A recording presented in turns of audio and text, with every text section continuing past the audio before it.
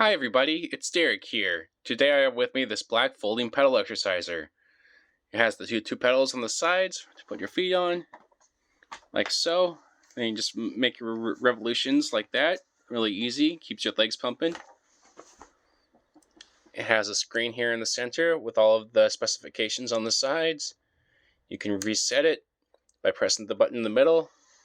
You have the screw on top to make the pedals harder or lighter to turn, whichever one you want. Two sturdy stands on each side.